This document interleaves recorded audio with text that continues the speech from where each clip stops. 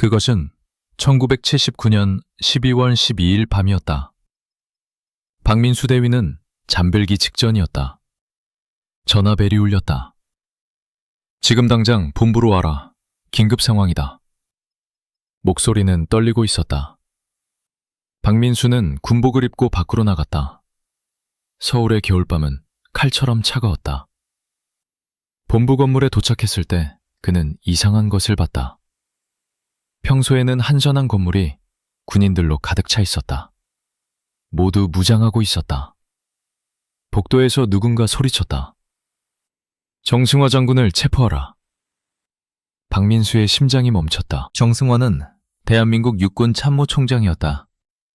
나라에서 가장 높은 군인이었다. 왜 그를 체포하는가? 공식적으로는 박정희 대통령 암살 사건 조사였다. 2달 전 대통령이 죽었다.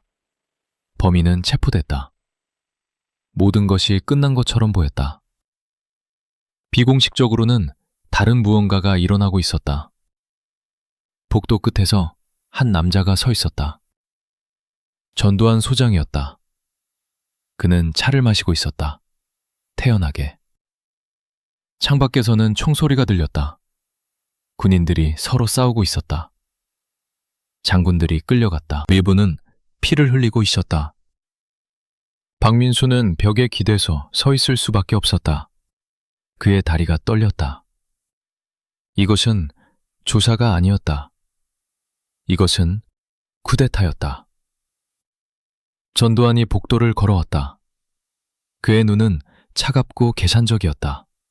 그는 박민수를 보고 멈췄다. 대위, 이름이 뭔가? 박민수입니다, 장군님. 좋아.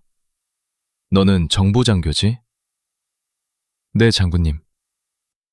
전두환은 미소 지었다. 그러나 그의 눈은 웃지 않았다. 대위, 너는 비밀을 지킬 수 있나? 박민수는 대답할 수 없었다. 목이 메었다. 전두환은 계속 말했다. 오늘 밤 네가 본 것은 국가 기밀이다. 말하는 사람은 반역자다. 이해하나? 박민수는 고개를 끄덕였다. 다른 선택이 없었다. 거절하는 사람은 아침을 보지 못할 것이다. 새벽 4시가 되었다. 작전이 끝났다. 서울의 모든 주요 부대가 장악됐다. 공식 발표는 간단했다. 박정희 대통령 암살 사건의 배후를 조사하기 위해 일부 장군들을 체포했다. 비공식적인 진실은 달랐다. 전두환과 그의 동료들이 군대를 장악했다. 이것은 시작에 불과했다. 박민수는 그날 밤 집에 돌아갈 수 없었다. 그는 본부에 남아야 했다. 새로운 임무가 있었다. 전두환의 참모진에 배치됐다. 왜 자신이 선택됐는지 몰랐다. 나중에 알게 됐다. 그들은 젊고 충성스러운 장교가 필요했다. 질문하지 않고 명령을 따르는 사람이. 그러나 박민수는 질문을 하기 시작했다. 마음속으로 이것이 정말 나라를 구하는 것인가? 아니면 권력을 훔치는 것인가? 그는 아직 답을 몰랐다. 하지만 곧 알게 될 것이다. 그리고 그 답은 그의 인생을 영원히 바꿀 것이다. 12월 14일, 박민수는 지하벙커로 초대받았다. 그곳은 서울 외곽의 비밀 장소였다. 공식적으로는 군사훈련 시설이었다. 비공식적으로는 하나회의 본부였다. 하나회. 그 이름은 속삭임으로만 언급됐다. 그것은 군대 내부의 비밀 조직이었다. 벙커는 깊었다. 계단을 내려가는데 5분이 걸렸다. 아래는 넓은 방이 있었다. 벽에는 한국 지도가 걸려 있었다. 지도에는 빨간 점들이 표시돼 있었다. 각 점은 군부대를 나타냈다. 박민수는 센 개를 세었다. 35개 부대가 빨간색으로 표시돼 있었다. 그것은 무엇을 의미했나? 그것들은 우리의 것이다. 전두환이 말했다. 방에는 15명의 장교가 있었다. 모두 육군사관학교 11기 출신이었다. 그들은 1970년대 초에 함께 학교를 다녔다. 함께 훈련했다. 함께 맹세했다. 우리는 형제다. 혈맹이다. 공식적으로 하나회는 존재하지 않았다. 비공식적으로 그들은 군대를 통제했다. 전두환이 지도를 가리켰다. 12월 12일, 우리는 첫 단계를 완료했다. 서울이 우리 손에 있다. 하지만 이것은 시작일 뿐이다. 그는 멈췄다. 방은 조용했다. 다음 단계는 정부다. 최규하 대통령은 약하다. 그는 꼭두각시다. 우리는 진짜 권력이 필요하다. 한 장교가 물었다. 그러나 장군님, 국민들은 민주주의를 원합니다. 학생들이 거리에 나오고 있습니다. 전두환의 얼굴이 굳었다. 국민은 준비되지 않았다. 민주주의? 그것은 혼란만 가져온다. 우리는 질서가 필요하다. 강한 리더십이. 박민수는 듣고만 있었다. 그는 말할 수 없었다. 신참이었기 때문이다.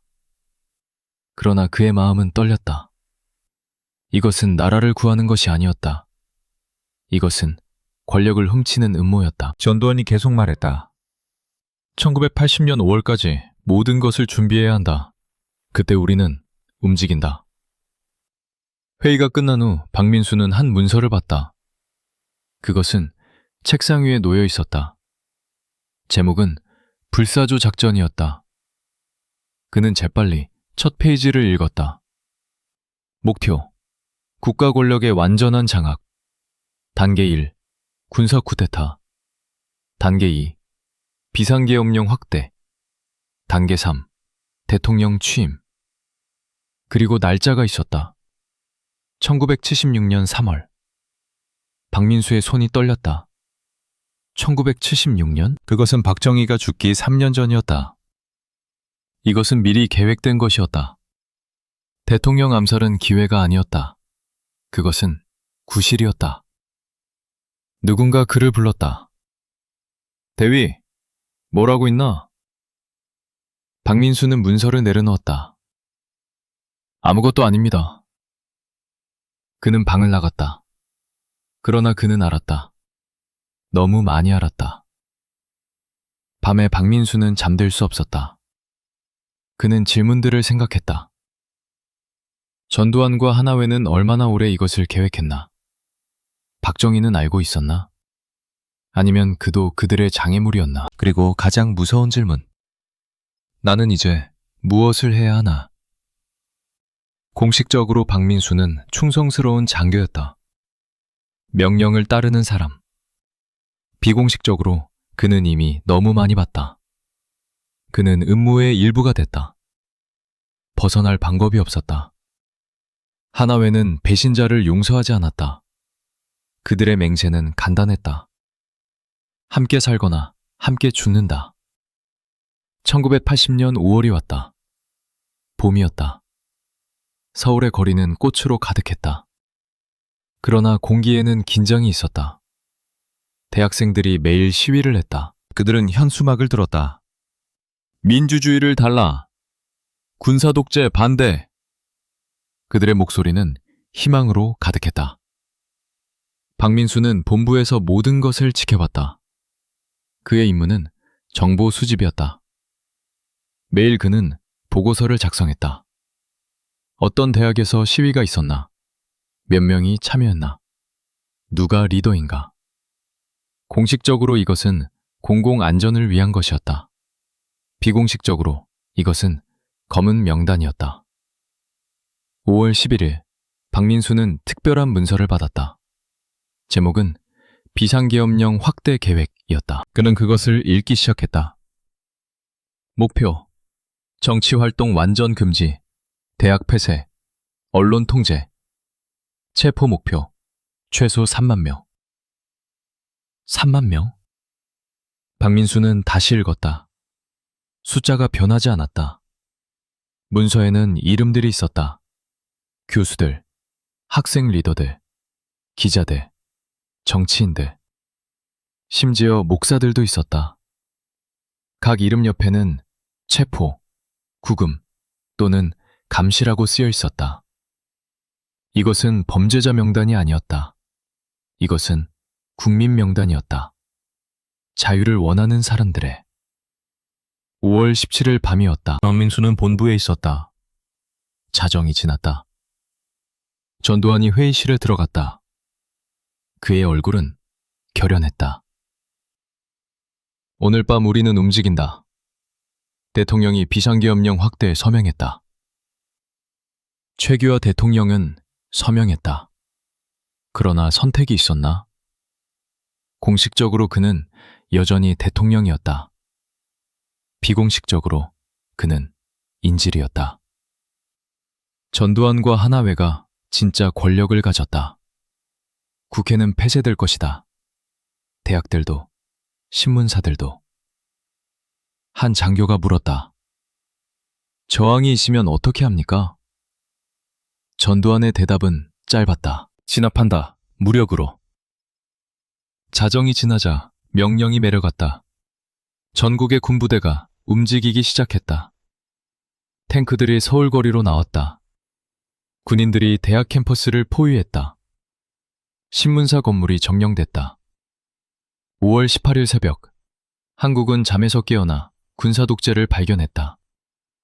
박민수는 라디오 방송을 들었다. 비상계엄령이 전국으로 확대됐습니다. 모든 정치활동이 금지됩니다. 집회와 시위도 금지됩니다. 위반자는 군사재판을 받습니다. 아나운서의 목소리가 떨렸다. 그도 총을 가진 군인들에게 둘러싸여 있었다. 첫 체포가 시작됐다. 5월 18일부터 20일까지 2만 명이 잡혔다. 학생들, 노동자들, 교사들. 그들은 감옥으로 끌려갔다. 일부는 고문당했다. 일부는 사라졌다. 공식적으로 이것은 사회 정화 작업이었다. 비공식적으로 이것은 공포였다. 그러나 한 도시가 저항했다. 광주였다. 5월 18일, 광주의 대학생들이 거리로 나왔다. 그들은 한국 국기를 들었다. 그들은 민주주의 노래를 불렀다. 그들은 평화로웠다. 무기가 없었다. 단지 목소리만 있었다. 전두환은 특수부대를 보냈다. 공수부대였다. 엘리트 군인들. 그들의 훈련은 간단했다. 힘을 보여라. 두려움을 심어라. 5월 18일 오후, 공수부대가 광주에 도착했다. 그들은 곤봉을 가지고 있었다. 청검도. 박민수는 본부에서 첫 보고를 받았다. 광주에서 충돌. 학생들이 흩어지지 않습니다. 1시간 후 다른 보고. 공수부대가 무력 사용 중입니다. 그리고 사진들이 도착하기 시작했다. 박민수는 그것들을 볼 수밖에 없었다. 첫 번째 사진에는 여학생이 있었다. 그녀의 얼굴은 피로 덮여 있었다. 군인의 곤봉이 그녀의 머리를 쳤다. 그녀의 눈은 열려 있었다. 그러나 생명이 없었다. 사진 아래에 메모가 있었다. 첫 희생자, 박영순, 21세. 박민수의 손이 떨렸다. 두 번째 사진은 더 나빴다. 남학생이 땅에 누워 있었다. 그의 등에는 총검 상처가 있었다. 세 번째 사진에는 늙은 남자가 있었다. 그는 학생들을 보호하려고 했다. 공수부대가 그도 쳤다. 얼마나 많은 사람이 다쳤나. 보고서는 말했다. 약 200명 부상, 일부 심각. 그날 밤 박민수는 전두환을 봤다. 그는 저녁을 먹고 있었다. 평온하게. 누군가 그에게 광주 상황을 보고했다. 장군님, 광주가 통제되지 않습니다. 더 많은 시민이 합류하고 있습니다. 전두환은 젓가락을 내려놓았다. 그는 생각하는 것처럼 보였다. 그리고 말했다. 광주를 예로 만들어라. 전국이 봐야 한다. 저항의 대가를. 그는 다시 식사를 시작했다. 박민수는 서 있었다. 그의 몸이 얼었다. 얘를 만든다? 그것은 무엇을 의미하나? 그는 곧 알게 될 것이다. 그리고 그 지식은 그를 영원히 괴롭힐 것이다. 5월 19일, 광주는 전쟁터가 됐다. 공식적으로 정부는 질서 유지 작전이라고 불렀다. 비공식적으로 공수부대는 시민들을 적으로 봤다. 박민수는 본부 사무실에 앉아 있었다. 전화가 끊임없이 울렸다. 각 전화는 새로운 악몽이었다. 전남대학교 정문에서 학생들이 모였습니다. 약 500명입니다. 지휘관의 목소리가 들렸다. 무기는 있나? 아닙니다. 깃발만 있습니다. 진압하라. 전화가 끊겼다. 10분 후 다른 전화가 왔다. 임무 완료. 학생들 흩어짐. 부상자 많습니다. 박민수는 기록해야 했다. 시간, 장소, 인원. 그러나 부상자 수는 쓰지 않았다. 왜냐하면 아무도 세지 않았기 때문이다. 공수부대는 멈추지 않았다. 그들은 도망가는 사람들을 쫓았다. 골목까지, 집까지. 한 보고서는 이렇게 썼다. 시민 7명 체포. 저항하는 자는 제압했다. 오후 3시 광주역 앞 광장에 수천 명이 모였다. 시민들이었다.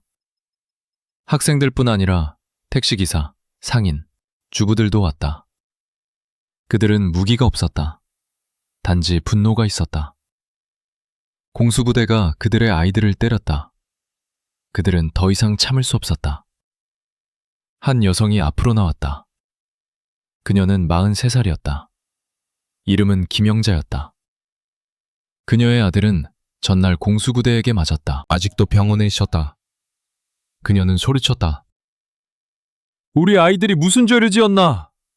자유를 원하는 것이 죄인가? 군중이 함께 외쳤다. 물러가라! 물러가라!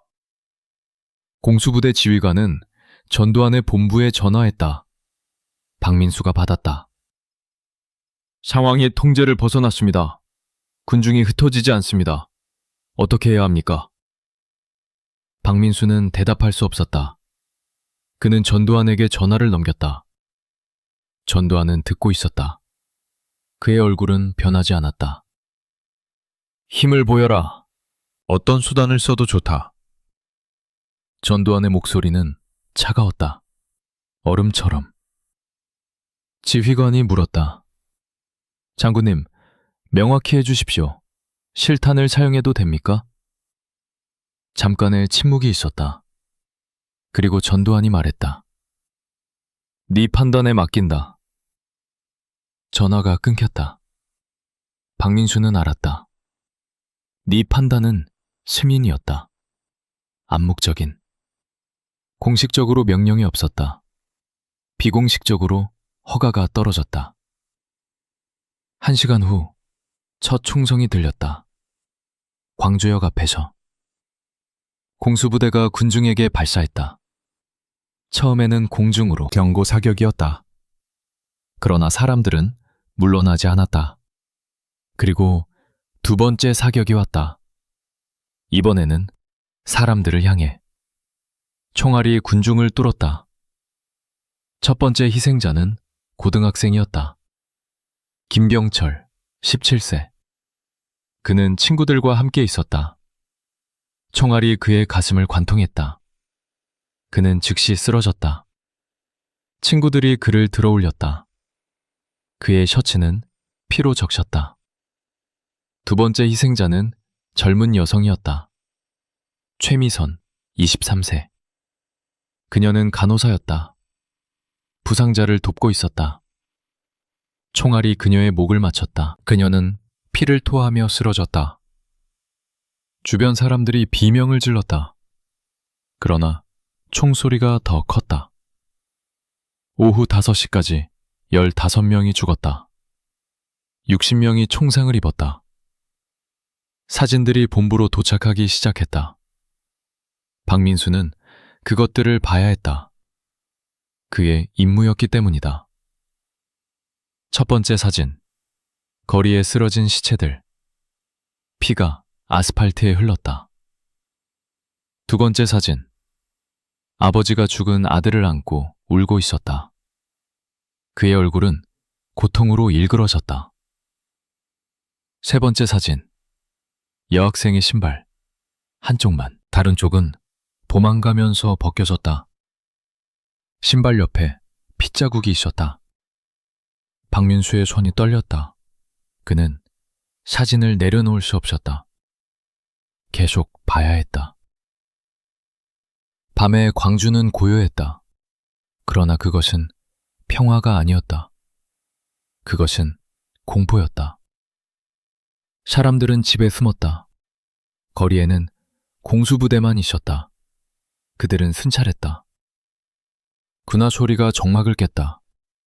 가끔 총소리가 들렸다. 누군가 통금을 어겼다. 군인들은 질문하지 않고 쐈다. 박민수는 그날 밤 보고서를 작성했다. 공식 보고서였다. 광주에서 불법 집회, 공수부대가 질서를 회복했다. 사상자 확인 중. 사상자 수를 쓰지 않았다. 왜냐하면 진실을 쓸 수 없었기 때문이다. 비공식 메모는 달랐다. 추정 사망자 15명, 부상자 60명 이상, 상황 악화 중. 그는 펜을 내려놓았다. 창밖을 봤다. 서울은 조용했다. 아무도 광주에서 무슨 일이 일어나는지 몰랐다. 전화선이 끊겼다. 기자들은 들어갈 수 없었다. 광주는 고립됐다. 섬이 됐다. 폭력의 섬. 박민수는 자신에게 물었다. 나는 무엇을 하고 있나? 나는 살인을 기록하고 있다. 역사를 위해? 아니면 범죄를 숨기기 위해? 그는 답을 알았다. 그러나 인정하고 싶지 않았다. 왜냐하면 인정하면 그도 공범이 되기 때문이다. 5월 21일 새벽이 왔다. 광주는 변했다. 더 이상 학생 시위가 아니었다. 이제 전체 도시가 일어났다.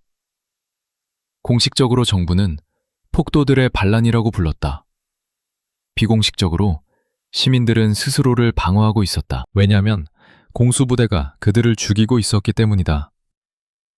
오전 10시, 시민들이 예비군 무기고를 열었다. 그들은 총을 가져갔다. 오래된 M1 소총들이었다. 한국전쟁 때 사용했던 것들. 택시기사 김사복이 첫 번째로 총을 들었다. 그는 48세였다. 전날 그의 조카가 공수부대에게 맞아 죽었다. 19세 소년이었다. 우리는 살기 위해 싸운다. 김사복이 말했다. 주변 사람들이 고개를 끄덕였다. 그들은 폭도가 아니었다. 아버지들, 어머니들, 노동자들이었다. 그들은 평생 법을 지켰다. 그러나 지금 법이 그들을 죽이고 있었다. 그래서 그들은 저항했다. 정오까지 광주 시민 5,000명이 무장했다. 그들은 시내 중심을 장악했다. 공수부대를 밀어냈다. 처음으로 군인들이 후퇴했다. 시민들은 환호했다. 그러나 그것은 승리가 아니었다. 그것은 덫이었다. 왜냐하면 전두환은 이미 다음 단계를 계획하고 있었기 때문이다. 서울본부에서 긴급 회의가 열렸다. 박민수도 참석했다. 그는 구석에 앉아 기록했다. 전두환이 지도를 펼쳤다. 광주 지도였다. 빨간 선으로 도시가 둘러싸여 있었다. 우리는 광주를 봉쇄한다. 전두환이 말했다. 아무도 들어가지 못한다. 아무도 나오지 못한다. 한 장군이 물었다. 그러나 장군님, 시민들이 무장했습니다. 그들과 싸우면 많은 희생자가 나올 것입니다. 전두환의 얼굴은 굳었다. 광주가 승리하면 전국이 일어날 것이다. 부산, 대구, 서울까지 우리는 모든 것을 잃는다. 그는 테이블을 쳤다. 모두 조용해졌다. 광주를 진압한다.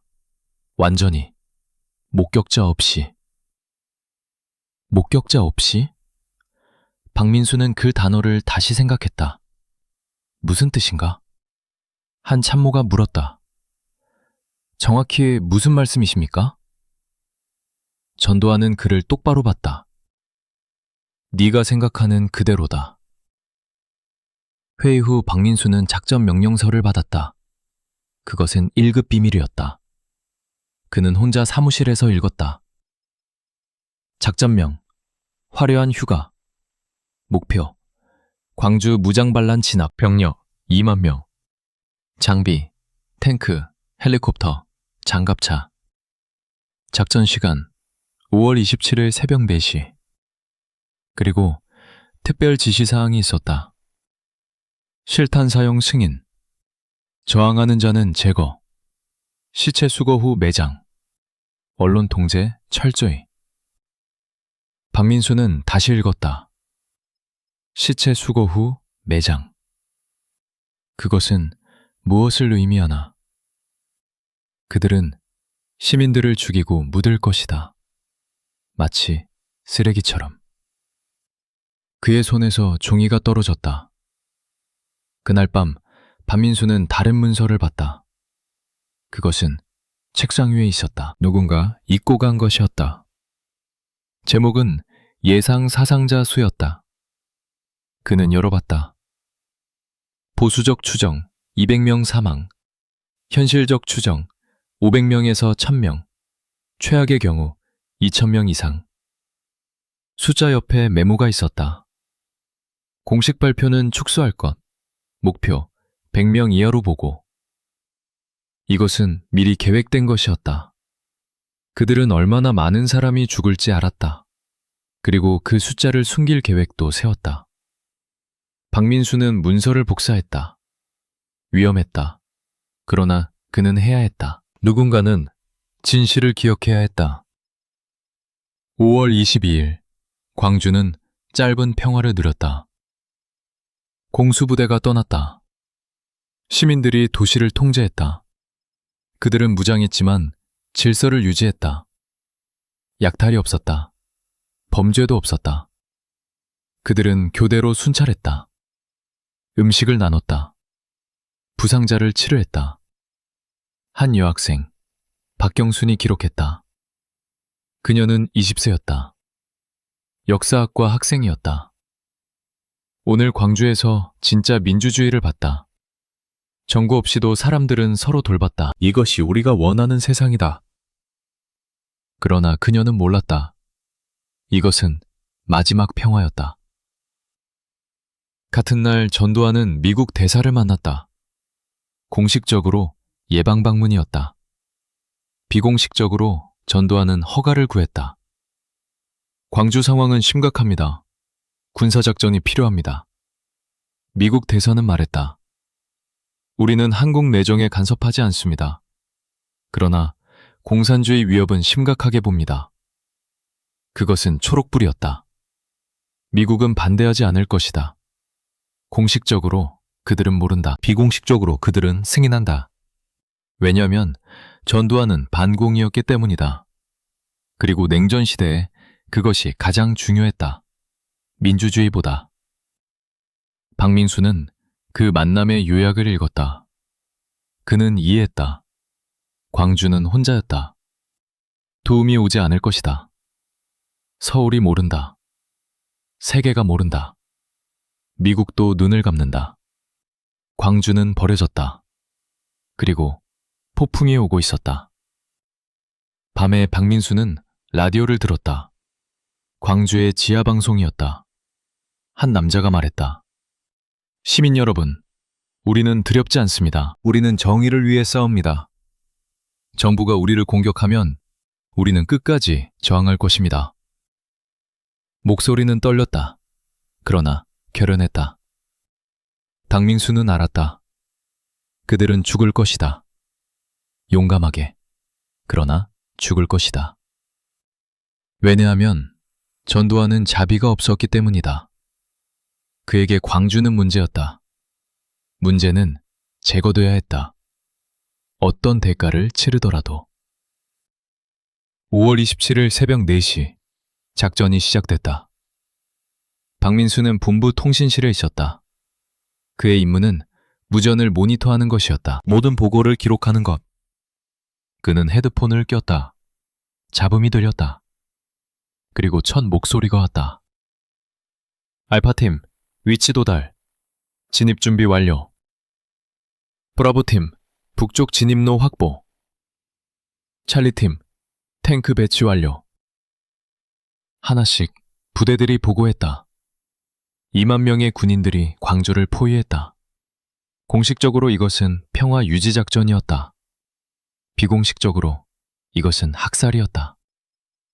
4시 30분, 첫 총성이 들렸다. 도청 건물 근처였다. 시민군이 저항했다. 그들은 열악한 무기를 가졌다. 낡은 소총들. 그러나 용감하게 싸웠다. 무전에서 목소리가 들렸다. 저항 세다. 화력 지원 요청. 박민수는 듣고만 있었다. 그의 손은 펜을 쥐고 있었다. 기록해야 했다. 시간 4시 30분. 위치 도청 앞. 상황 교전 중. 그러나 그는 다른 것을 기록할 수 없었다. 그가 듣고 있는 것은 살인이었다. 그러나 보고서에는 교전이라고만 썼다. 5시 탱크가 움직이기 시작했다. 도심으로. 거대한 철 괴물들이 거리를 밟았다. 건물이 흔들렸다. 시민들이 깨어났다. 창문을 열었다. 그리고 공포를 봤다. 군대가 도시를 침공하고 있었다. 자기 나라 군대가. 섹터 4지역 진입, 저항 없음. 섹터 7 진입, 시민군과 교전 중. 무전이 계속 들렸다. 박민수는 지도에 표시했다. 빨간 점들이 도시를 덮었다. 하나씩. 군대가 광주를 잠식하고 있었다. 블럭마다, 거리마다. 5시 40분, 첫 민간인 사상자 보고가 왔다. 섹터 2, 민간인 가족 발견. 집에 숨어 있었음. 총성에 놀라 도망, 사격. 무전이 끊겼다. 잠시 후 다시 연결됐다. 사살 확인. 성인 남자 1명, 여자 1명. 박민수의 펜이 멈췄다. 사살? 그들은 도망가던 부부를 쏘았다. 무전 교환원이 물었다. 시체는 어떻게 합니까? 대답이 왔다. 표준 절차. 수거 후 이동. 표준 절차? 이것은 전쟁이 아니었다. 이것은 범죄였다. 6시, 해가 떴다. 그러나 광주에는 어둠이 있었다. 총소리가 곳곳에서 들렸다. 헬리콥터가 하늘을 날았다. 스피커로 방송했다. 시민 여러분, 무기를 버리십시오. 저항하면 자살됩니다. 목소리는 기계적이었다. 감정이 없었다. 일부 시민들은 무기를 버렸다. 손을 들었다. 그들은 체포됐다. 트럭에 실렸다. 어디로 갔나? 박민수는 몰랐다. 보고서에는 구금시설이라고만 썼다. 그러나 다른 군인들은 속삭였다. 그들은 돌아오지 않는다. 도청 건물에서 마지막 저항이 있었다. 약 30명의 시민군이 남았다. 그들은 끝까지 싸우기로 했다. 한 청년이 무전기로 말했다. 우리는 광주 시민군입니다. 우리는 민주주의를 위해 싸웠습니다. 우리는 후회하지 않습니다. 군대가 건물을 포위했다. 탱크가 대포를 겨눴다. 지휘관이 확성기로 말했다. 항복하라. 마지막 경고다. 건물 안에서 대답이 없었다. 지휘관은 본부에 무전했다. 최종 공격 허가 요청. 박민수는 전두환을 봤다. 그는 고개를 끄덕였다. 허가한다. 전두환의 목소리는 평온했다. 차를 마시는 것처럼. 박민수는 그것을 기록했다. 시간 6시 20분. 명령. 최종 공격 허가. 명령자 전두환. 그의 손이 떨렸다. 이것은 사형 선고였다. 6시 30분. 공격이 시작됐다. 총소리가 폭풍처럼 쏟아졌다. 건물의 벽이 총알로 구멍 뚫렸다. 10분 후 조용해졌다. 무전이 왔다. 도청 건물 확보. 저항 세력 전원 사망. 전원 사망. 30명. 누구였나? 학생, 노동자, 아버지들. 이제 시체였다. 박민수는 라디오에서 다른 보고들을 들었다. 섹터 4.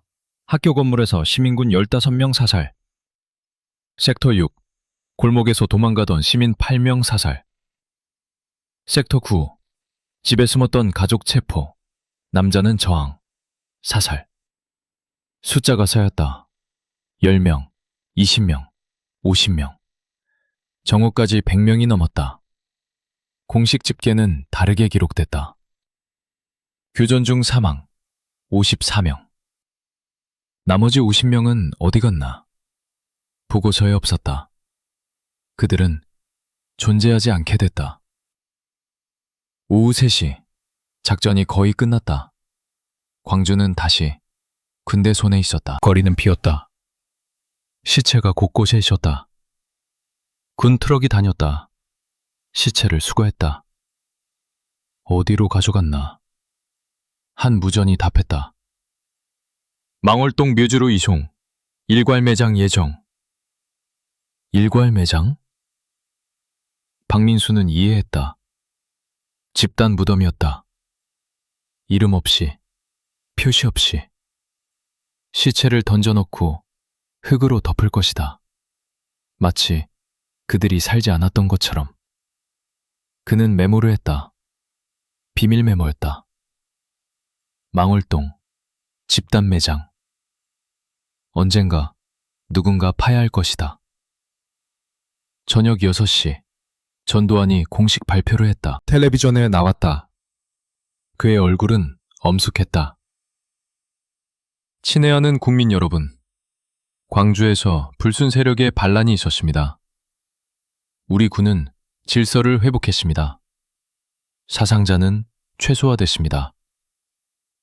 그는 숫자를 말했다. 사망자 191명, 부상자 523명. 박민수는 그 숫자를 알았다. 거짓이었다. 진짜 숫자는 두세 배 더 많았다. 어쩌면 더. 왜냐하면 많은 시체가 집계되지 않았기 때문이다. 사라졌기 때문이다. 그날 밤 박민수는 녹음 테이프를 꺼냈다. 무전 교신 녹음이었다. 그는 몰래 복사했다.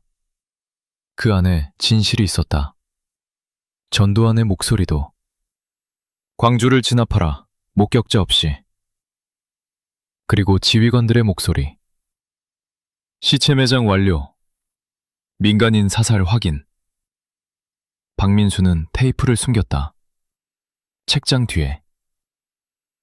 위험했다. 만약 발견되면 그는 죽을 것이다. 그러나 그는 해야 했다.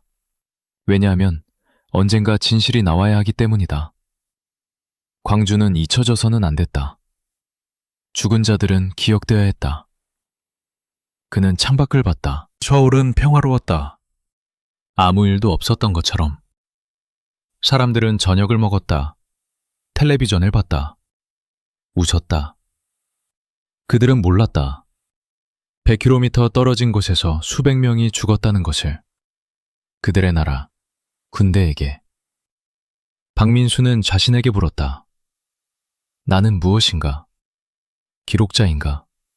아니면 공범인가? 그는 답을 알았다. 둘 다였다. 그는 기록했다. 그러나 막지 못했다. 그는 진실을 알았다. 그러나 말하지 못했다. 그것이 그의 죄였다. 평생 그를 따라다닐 죄. 1980년 8월, 전두환은 대통령이 됐다. 공식적으로 선거가 있었다. 비공식적으로 그것은 쇼였다. 투표한 사람들은 단 한 명뿐이었다. 체육관에 모인 2,700명의 선거인단. 그들은 모두 전두환에게 표를 던졌다. 찬성 99.9%. 민주주의의 이름으로. 박민수는 취임식에 참석했다. 청와대 앞마당이었다. 군복을 입은 장교들이 줄지어 섰다. 전두환이 단상에 올랐다. 그는 선서를 했다. 나는 헌법을 수호하고 국민을 위해 봉사할 것을 맹세합니다. 그의 목소리는 확고했다. 거짓말쟁이의 목소리처럼 들리지 않았다. 행사가 끝난 후 연회가 있었다. 호화로운 홀에서. 샴페인이 흘렀다. 음식이 쌓였다. 장군들과 재벌들이 축배를 들었다. 대통령 각하를 위하여. 모두 웃었다. 광주는 끝났다. 권력은 그들의 것이었다. 미래는 밝았다. 그들에게는. 박민수는 구석에 서 있었다. 그는 샴페인을 마시지 않았다. 구역질이 났기 때문이다. 한 장군이 다가왔다. 술에 취해 있었다. 박소령, 왜 안 마시나? 박민수는 이제 소령이었다. 광주 이후 진급했다. 보상이었다. 침묵의 대가. 몸이 좋지 않습니다. 박민수가 말했다. 장군은 웃었다. 긴장을 풀게 해. 우리가 이겼네. 광주? 역사가 곧 잊을 걸세.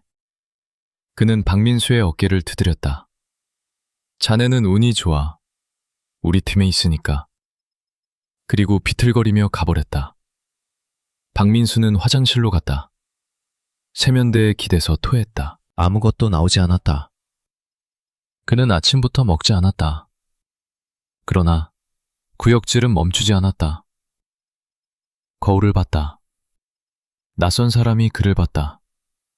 군복을 입은 남자. 살인자의 옷을 입은. 다음 날부터 새로운 한국이 시작됐다. 공식적으로 정의로운 사회였다.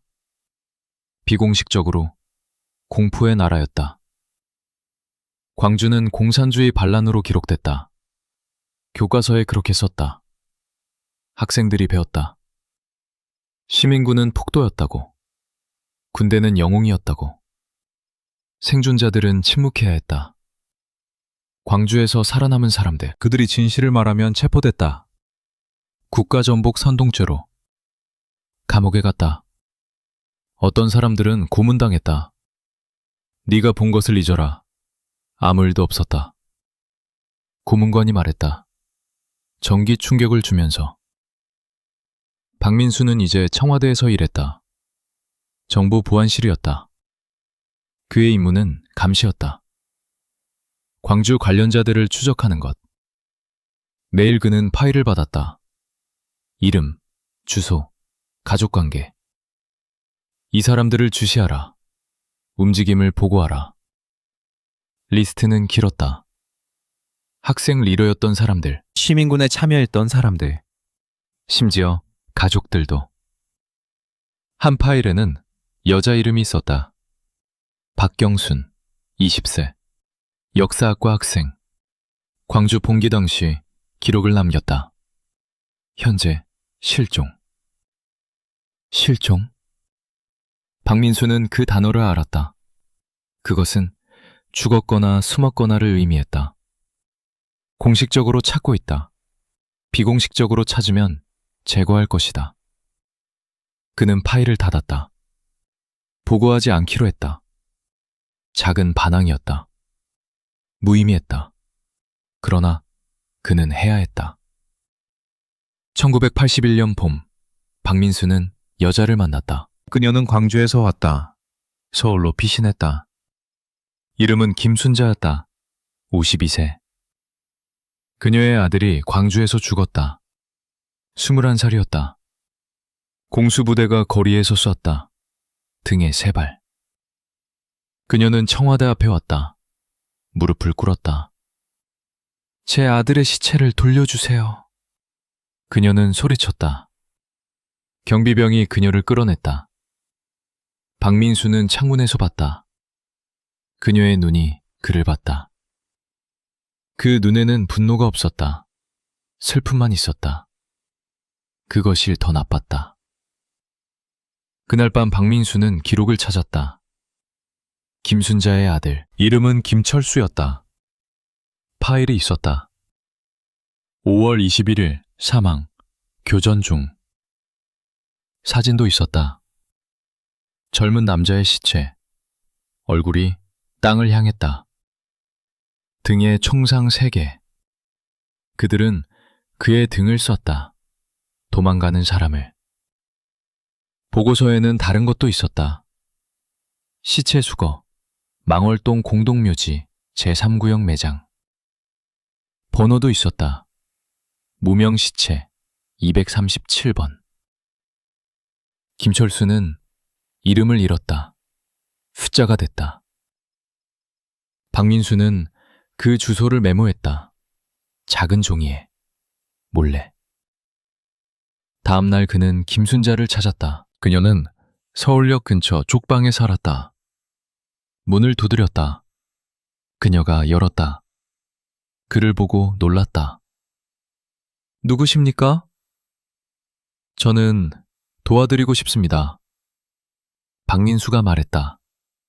그는 메모를 건넸다. 당신 아들이 여기 있습니다. 김순자는 종이를 봤다.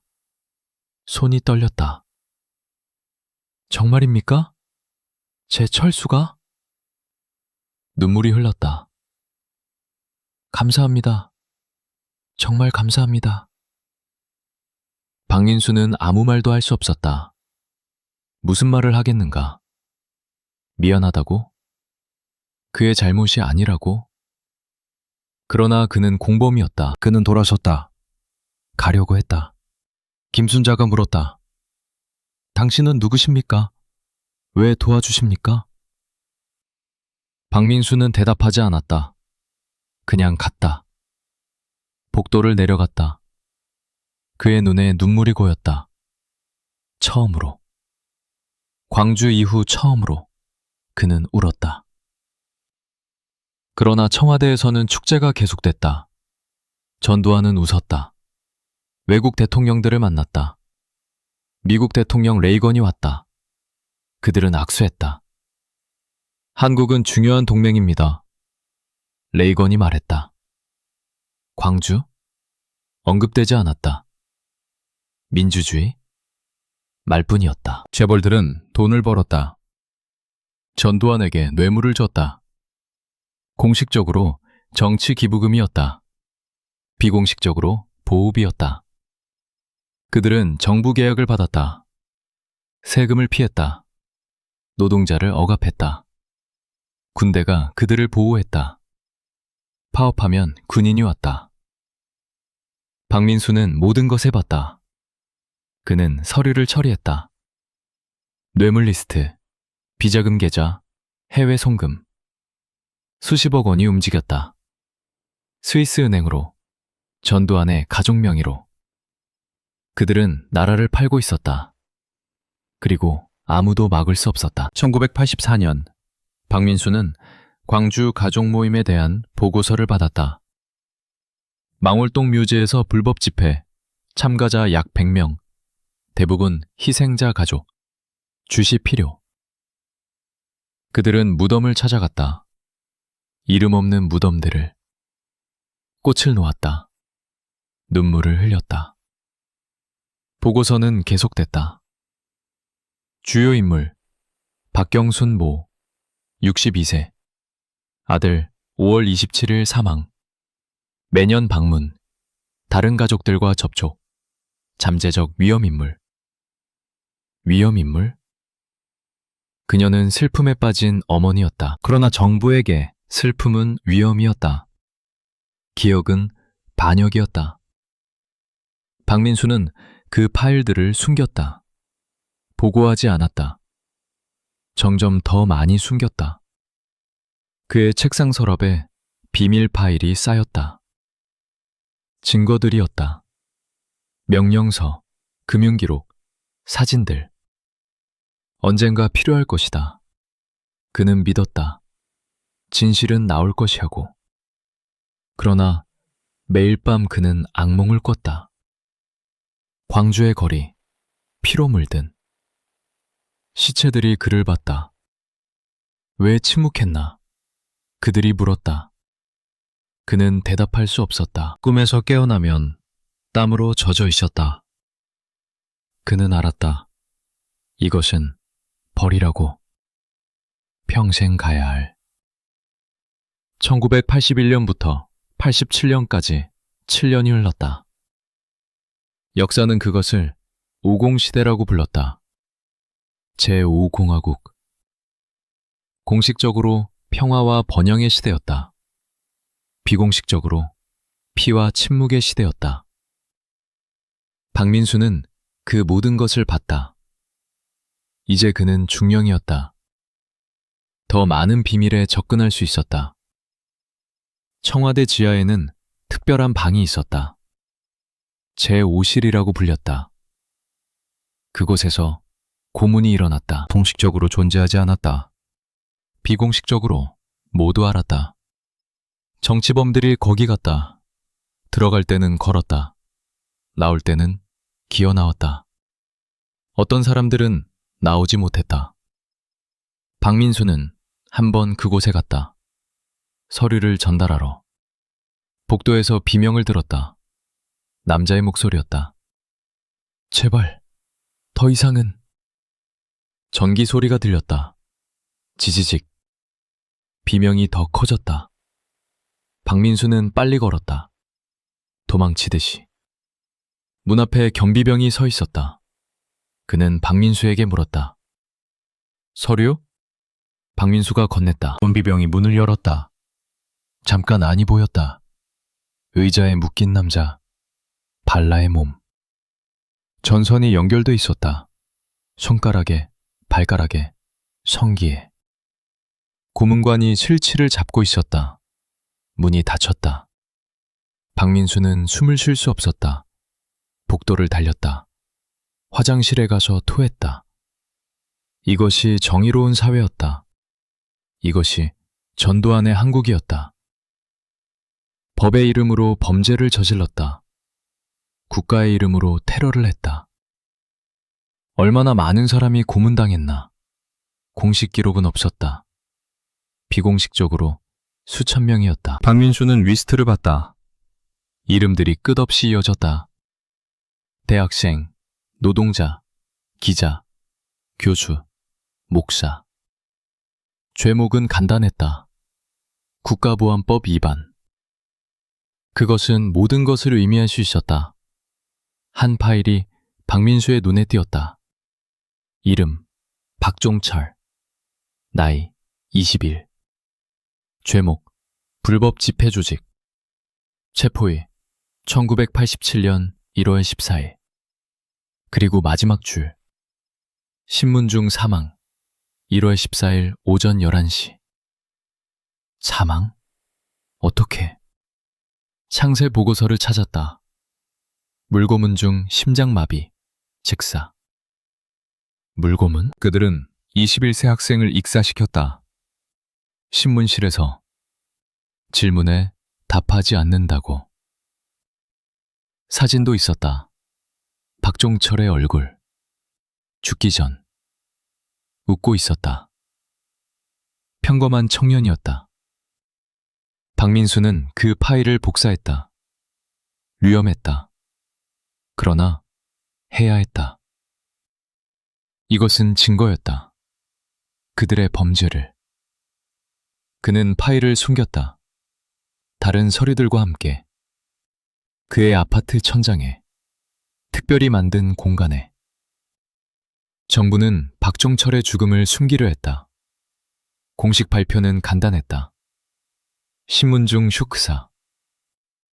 단 한 명의 경찰관이 책임졌다. 실수였다.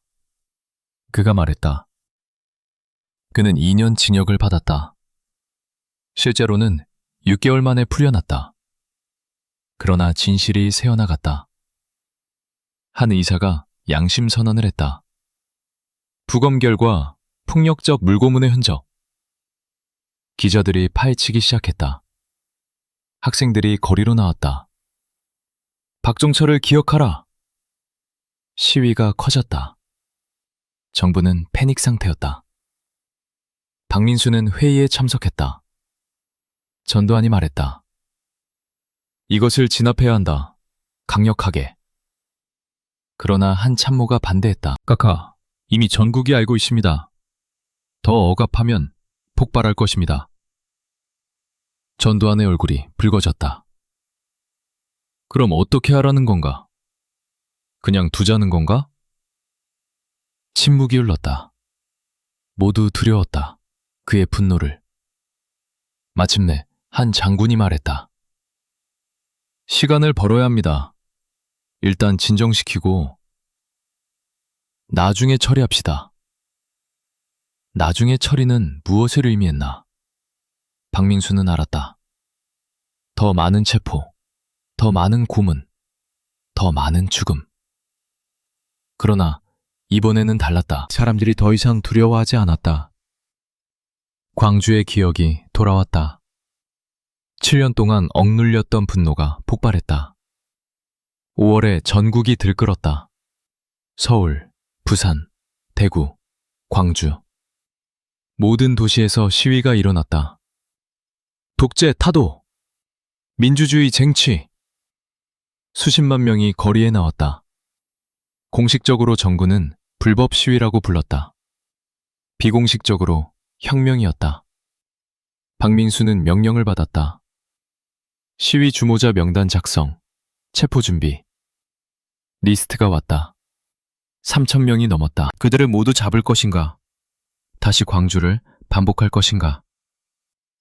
그는 리스트를 봤다. 대부분 학생이었다. 10대, 20대. 미래가 있는 사람들. 그날 밤 박민수는 결정을 내렸다. 그는 더 이상 공범이 될 수 없었다. 7년 동안 침묵했다. 7년 동안 기록만 했다. 이제 행동할 시간이었다. 그는 전화를 걸었다. 한 변호사에게. 그는 광주 피해자를 변호했던 사람이었다. 저는 정보를 가지고 있습니다. 박민수가 말했다. 광주에 대한, 고문에 대한, 모든 것에 대한. 변호사는 조심스럽게 울었다. 당신은 누구입니까? 그것은 중요하지 않습니다. 만납시다. 1987년 6월, 그들은 만났다. 작은 찻집에서. 박민수는 파일 묶음을 건넸다. 변호사가 열어봤다. 눈이 커졌다. 이것은 엄청난 곳입니다. 저는 7년 동안 모았습니다. 박민수가 말했다. 이제 세상이 알아야 합니다. 당신이 위험합니다. 변호사가 말했다. 이것을 넘기면 저는 알고 있습니다. 박민수가 대답했다. 그러나 계속 침묵하면 저는 인간이 아닙니다. 저는 이미 너무 오래 괴물이었습니다. 변호사는 파일을 받았다. 이것을 잘 사용하겠습니다. 그들은 악수했다. 박민수는 떠났다. 그는 알았다. 인생이 끝날 수도 있다고. 그러나 처음으로 그는 평화를 느꼈다. 마침내 옳은 일을 했기 때문이다. 6월 29일, 전두환이 항복했다. 공식적으로 민주화 조치였다. 비공식적으로 패배였다. 그는 대통령 직선제를 받아들였다. 시위대의 요구를. 거리의 압력이 그를 굴복시켰다. 독재자가 무릎 꿇었다. 박민수는 텔레비전에서 봤다. 전두환의 얼굴, 굳어 있었다. 그는 발표문을 읽었다. 국민의 뜻을 존중하여. 그의 목소리는 떨렸다. 분노로. 그는 지고 있었다. 광주가 이기고 있었다. 7년 늦게. 그러나 이기고 있었다. 그날 밤 박민수는 술을 마셨다. 혼자. 그의 아파트에서. 창문을 열었다. 서울의 밤이 보였다. 어딘가에서 환호성이 들렸다. 사람들이 승리를 축하했다. 그는 웃었다. 그리고 울었다. 동시에. 광주여, 미안합니다. 그는 속삭였다. 너무 늦었습니다. 그러나 마침내 정의가 오고 있습니다. 그는 잔을 들었다. 어둠 속으로. 죽은 자들에게. 당신들은 잊히지 않았습니다. 결코. 1988년 2월, 전두환이 청와대를 떠났다. 공식적으로 평화로운 권력이양이었다. 비공식적으로 도망이었다. 새 대통령이 왔다. 노태우. 그도 하나회 출신이었다. 그도 광주에 있었다. 공범이었다. 박민수는 환멸을 느꼈다. 독재자가 바뀌었을 뿐이었다. 시스템은 같았다. 살인자들이 여전히 권력에 있었다. 그러나 무언가 달라지고 있었다. 사람들이 더 이상 침묵하지 않았다. 광주 가족들이 목소리를 냈다. 우리는 진실을 원합니다. 그들이 외쳤다. 누가 명령했습니까? 누가 쐈습니까? 우리 아이들은 어디 묻혔습니까? 그들은 매일 국회 앞에 모였다. 피켓을 들었다. 사진을 들었다. 죽은 자들의 사진을. 한 여자가 박민수의 눈에 띄었다. 그녀는 60세쯤 보였다. 사진을 대고 있었다. 젊은 남자의 사진. 그녀의 아들일 것이다. 사진 아래 글씨가 있었다. 김철수, 21살, 1980년 5월 21일, 사망. 어디에 있나요? 박민수는 그 이름을 알았다. 김순자의 아들. 그는 그녀에게 묘지 위치를 알려줬다. 8년 전에. 그녀는 아직도 찾고 있었다. 왜? 그는 다가갔다. 김순자 씨? 그녀가 돌아봤다. 그를 알아봤다. 당신은 그때 그 사람. 그녀가 말했다. 눈물이 고였다. 감사합니다. 당신 덕분에 제 아들을 찾았습니다. 박민수는 고개를 숙였다. 저는 미안합니다. 더 일찍 하지 못해서. 김순자는 그의 손을 잡았다. 아닙니다. 당신은 도와줬습니다. 아무도 도와주지 않을 때. 그녀는 울었다. 박민수도 울었다. 거리 한가운데서 사람들이 봤다. 그러나 상관없었다. 1990년 국회에서 광주 청문회가 열렸다. 역사적인 날이었다. 처음으로 공개적으로 진실을 이야기할 수 있었다. 생존자들이 증언했다. 가족들이 증언했다. 의사들이 증언했다. 하나씩 진실의 조각이 맞춰졌다. 한 생존자가 말했다. 저는 두천 건물에 있었습니다. 군대가 공격할 때. 우리는 무기를 버리고 나가려 했습니다. 손을 들고. 그러나 그들은 썼습니다. 뒤에서. 제 옆에 친구가 쓰러졌습니다. 저는 살았습니다. 왜인지 모릅니다. 한 의사가 말했다. 저는 5월 27일 병원에 있었습니다. 군인들이 시체를 가져왔습니다. 트럭으로. 그들은 빨리 처리하라고 했습니다. 기록하지 말라고. 저는 몰래 세웠습니다. 그날만 112구였습니다. 공식 발표는 거짓입니다. 증언이 계속됐다. 매일, 주마다. 사람들이 텔레비전에서 봤다.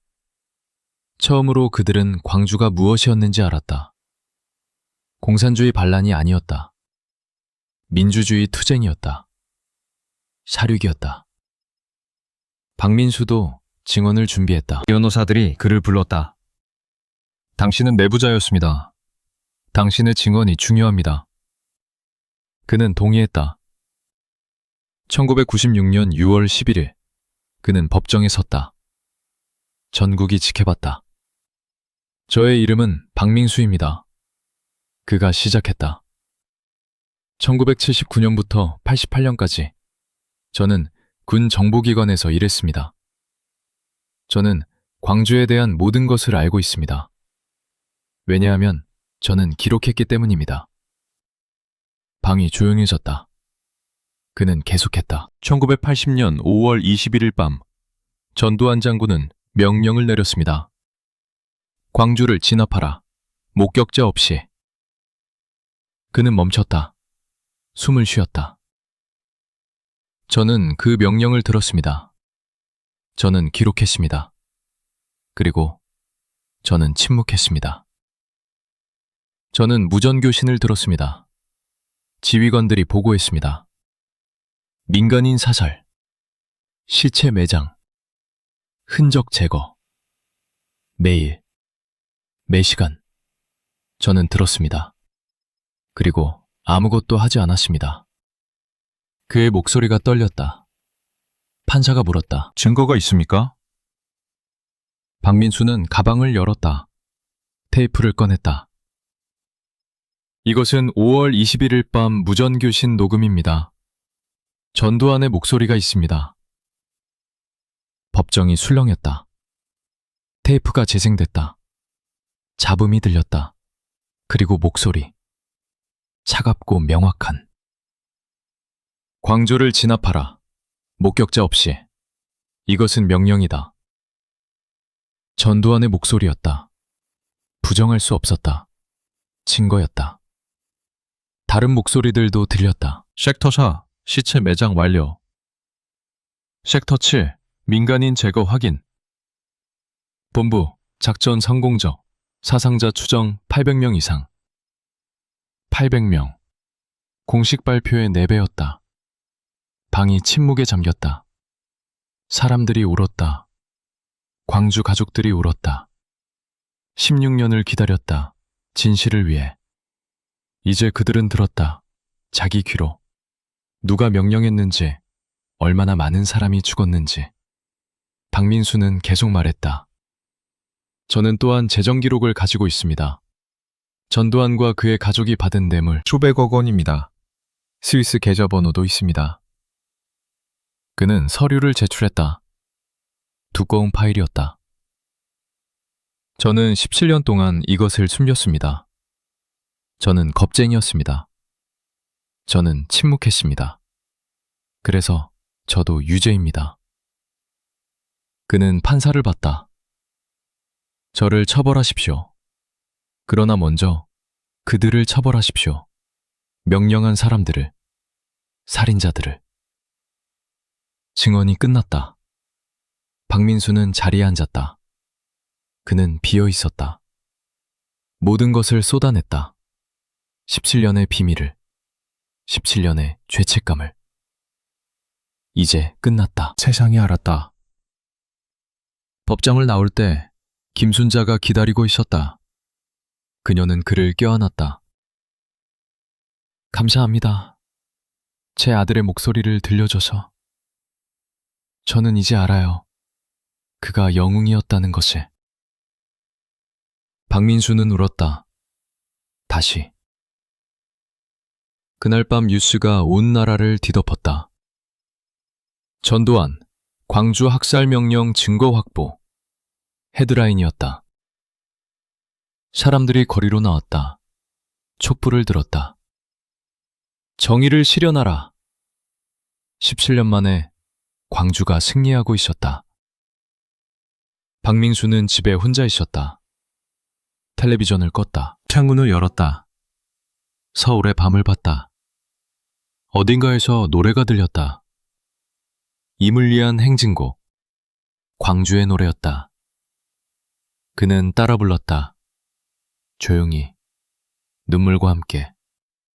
사랑도, 명예도, 이름도 남김없이 한평생 나가자던 뜨거운 맹세.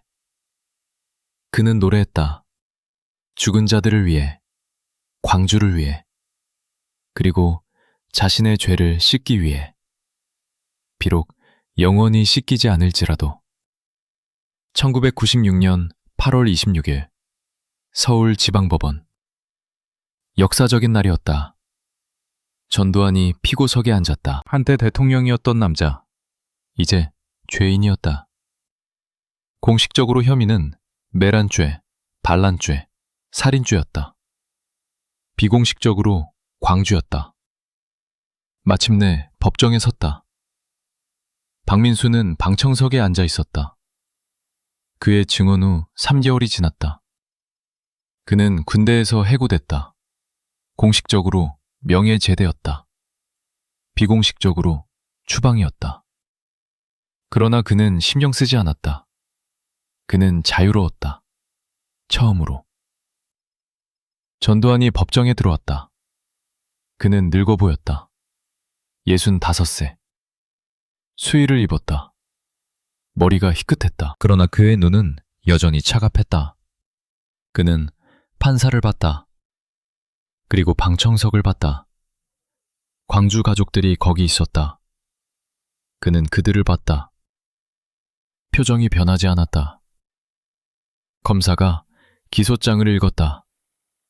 피고인 전두환은 1979년 12월 12일 무력으로 정권을 장악했습니다. 1980년 5월 광주 시민들의 민주화 요구를 무력으로 진압했습니다. 최소 191명이 사망했습니다. 실제 사망자는 600명 이상으로 추정됩니다. 600명. 공식 숫자보다 3배 많았다. 그러나 여전히 불완전했다. 얼마나 많은 사람이 사라졌나?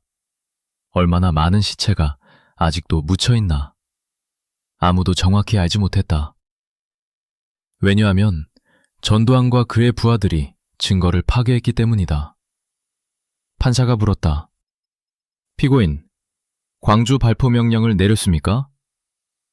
전두환은 일어섰다. 그의 목소리는 굳었다. 저는 국가를 지켰습니다. 광주는 공산주의자들의 반란이었습니다. 진압은 정당한 국가인이었습니다. 방청석에서 비명이 퍼졌다. 거짓말! 살인자! 광주 어머니들이 일어섰다.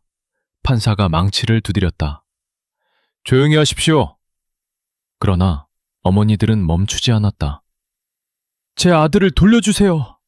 공산주의자가 아니었습니다. 대학생이었습니다. 전두환은 그들을 봤다. 그의 얼굴에 감정이 없었다. 후회도 없었다. 미안함도 없었다.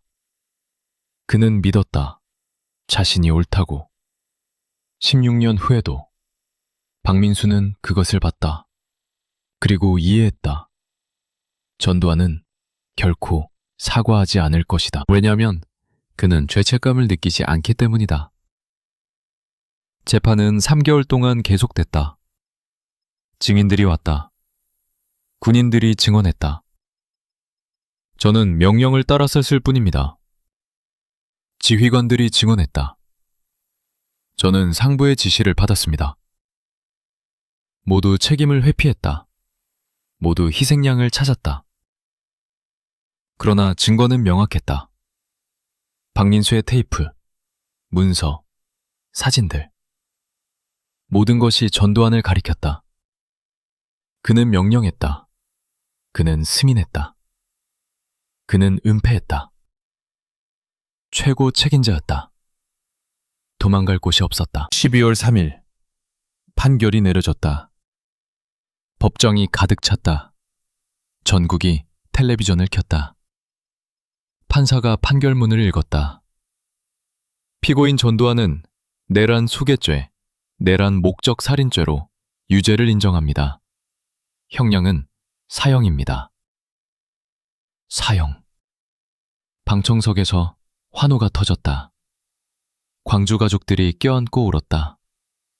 16년을 기다렸다. 정의를 위해 마침내 왔다. 박민수도 울었다. 안도의 눈물이었다. 그러나 동시에 슬픔이었다. 왜냐하면 죽은 자들은 돌아오지 않기 때문이다. 전두환은 표정이 변하지 않았다. 그는 판사를 봤다. 저는 항소할 것입니다. 역사가 저를 판단할 것입니다. 그는 끌려나갔다. 수갑을 찬 채. 한때 대통령이었던 남자, 이제 죄수였다. 그러나 이야기는 거기서 끝나지 않았다. 1997년 12월, 새 대통령 김대중이 전두환을 사면했다. 국민 화합을 위해 라고 그는 말했다. 사형은 무기징역으로 감형됐다. 그리고 곧 석방됐다. 실제 복역 기간 2년. 광주 가족들은 배신감을 느꼈다. 이것이 정의입니까? 그들이 물었다. 살인자가 2년 만에 나옵니까? 정부는 대답하지 않았다. 정치적 결정이었다. 정의보다 안정이 중요했다. 더 나쁜 것이 있었다. 법원은 전두환에게 956억 원의 추징금을 명령했다. 그의 뇌물과 비자금이었다. 그러나 전두환은 말했다. 저는 돈이 없습니다. 통장에 29만 원뿐입니다. 29만 원? 재벌들에게 수천억을 받은 남자가? 모두 알았다. 그는 거짓말하고 있다고. 돈은 숨겨져 있다. 해외 계좌에, 가족 명의로, 비밀 장소에. 그러나 정부는 찾지 못했다. 아니, 찾으려 하지 않았다. 2021년 전두환이 죽을 때까지 그는 한 푼도 갚지 않았다. 박민수는 그 모든 것을 봤다. 사면을, 석방을, 추징금 회피를. 그는 환멸을 느꼈다. 정의는 불완전했다. 진실은 나왔다. 그러나 처벌은 충분하지 않았다. 살인자들은 부자로 살았다. 희생자들은 가난하게 죽었다. 2000년대 박민수는 광주로 이사했다. 그는 5.18 기념재단에서 일했다. 자원봉사자로. 그의 임무는 아직도 찾지 못한 희생자를 찾는 것이었다. 이름, 얼굴, 이야기, 그들을 기억하는 것. 매년 5월 18일 그는 망월동 묘지에 갔다. 무명묘역에 500개가 넘는 무덤이 있었다. 이름이 없었다. 단지 번호만. 그는 각 무덤에 꽃을 놓았다. 하나씩. 그리고 말했다. 미안합니다. 제가 늦었습니다. 2021년 11월 23일 전두환이 죽었다. 90세였다. 집에서 편안하게 가족에게 둘러싸여. 그는 끝까지 사과하지 않았다. 마지막 말은 무엇이었나? 아무도 모른다. 가족은 말하지 않았다. 장례식은 조용했다. 공식 행사가 없었다. 정부 인사가 오지 않았다. 단지 가족과 몇몇 지지자들만. 그러나 광주 앞에서 시위가 있었다. 지옥에 가라. 사람들이 외쳤다. 용서하지 않는다. 박민수는 장례식에 가지 않았다. 그는 망월동에 있었다. 무덤 앞에. 그는 소주 한 병을 땅에 부었다. 여러분, 그가 죽었습니다. 그러나 정의는 완성되지 않았습니다. 미안합니다. 2026년 지금 박민수는 80살이다. 그는 여전히 광주에 산다. 작은 아파트에 혼자. 매일 그는 기념관에 간다. 학생들에게 이야기한다. 제가 본 것을, 제가 한 것을, 제가 하지 못한 것을. 학생들이 묻는다. 왜 그때 말하지 않았습니까? 박민수는 정직하게 답한다. 저는 두려웠습니다. 죽음이 무서웠습니다. 그래서 저는 침묵했습니다. 그것이 제 죄입니다. 그러면 지금 우리는 무엇을 해야 합니까? 한 학생이 묻는다. 박민수는 생각한다. 그리고 말한다. 기억하십시오. 질문하십시오. 침묵하지 마십시오. 제가 한 실수를 반복하지 마십시오. 그러나 밤에 혼자 있을 때 박민수는 여전히 질문한다. 스스로에게. 광주의 진실이 모두 밝혀졌나? 아직도 얼마나 많은 시체가 땅속에 묻혀 있나? 누가 전두환의 돈을 숨겼나? 미국은 정말 몰랐나? 아니면 허락했나? 그리고 가장 고통스러운 질문. 만약 내가 더 일찍 말했다면 더 많은 생명을 구할 수 있었을까? 답은 없다. 오직 침묵만. 죽은 자들의 침묵, 그리고 살아남은 자의 죄책감. 박민수는 그것과 함께 산다. 매일. 그것이 그의 벌이다. 평생형. 그는 창문을 연다. 광주의 밤을 본다. 어디선가 노래가 들린다. 임을 위한 행진곡. 46년이 지났다. 그러나 광주는 여전히 노래한다. 여전히 기억한다. 여전히 묻는다. 박민수는 눈을 감는다. 그리고 속삭인다. 마지막으로. 저는 비겁자였습니다. 침묵해야 할 때 외쳐야 했습니다. 그러나 저는 기억했습니다. 그리고 말했습니다. 그것이 제가 죽은 자들에게 드릴 수 있는 마지막 빚입니다. 그의 목소리는 어둠 속으로 사라진다. 그러나 광주는 결코 잊지 않는다. 결코.